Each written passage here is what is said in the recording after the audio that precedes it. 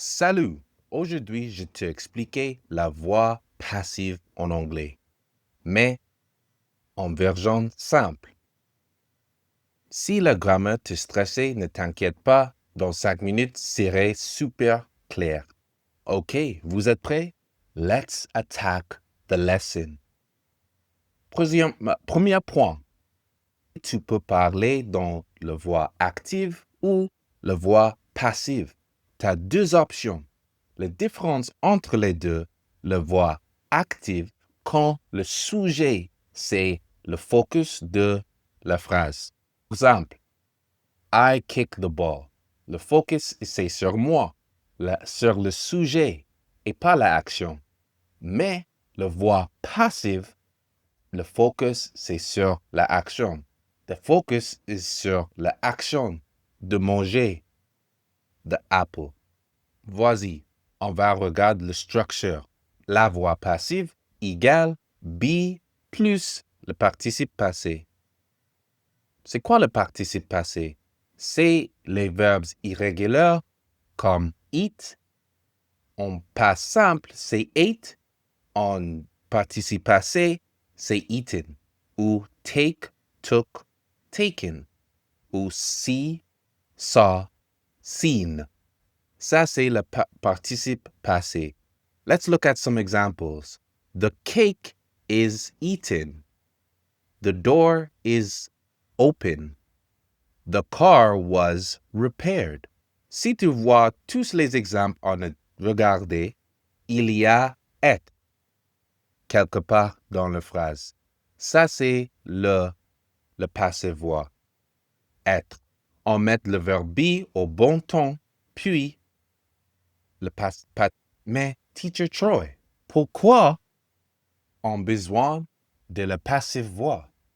Parce que si tu veux, le focus, c'est sur l'action. Un exemple, tu rentres dans une salle et quelqu'un a volé ton téléphone portable. Tu dis, My phone has been stolen. Et tu dis ça à tout le monde. Parce que le sujet, tu sais pas, première chose, et c'est pas important. Tu veux juste dire à tout le monde dans la salle que your phone has been stolen and now you need une réponse de cette question. C'est pour ça qu'on utilise la passive voix en anglais. Le responsable, c'est pas important. My phone was stolen. N'importe qui a le volé. L'action, c'est plus important que la personne. The meeting was cancelled. C'est pas important qui a annulé cet rendez-vous. It's just the meeting was cancelled. C'est le plus important, l'action. Ou on ne connaît pas la personne. The window was broken. Ça, c'est le passive voix en anglais. On va regarder chaque temps avec le voix passive. En présent simple, tu utilises am, is ou are plus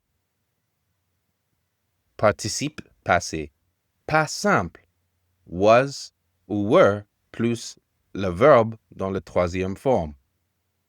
The work is being done.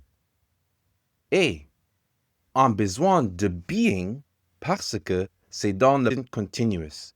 Et c'est la seule façon on va comprendre cette idée de le continuous. Past continuous. Was ou were plus being plus the verb dans la troisième forme.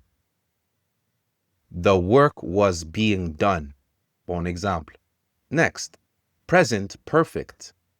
Has ou verb dans la troisième forme. The work will be done. Voilà. Et c'est très important, le passive voix, parce que si tu as noté, on a regardé tous les temps en anglais, tu peux parler soit dans le actif ou soit dans la voix passive. C'est très important, la voix passive. Quand on dit qui fait l'action, on ajoute by. Donc, tu peux donner un sujet et aussi parler dans le passive voix.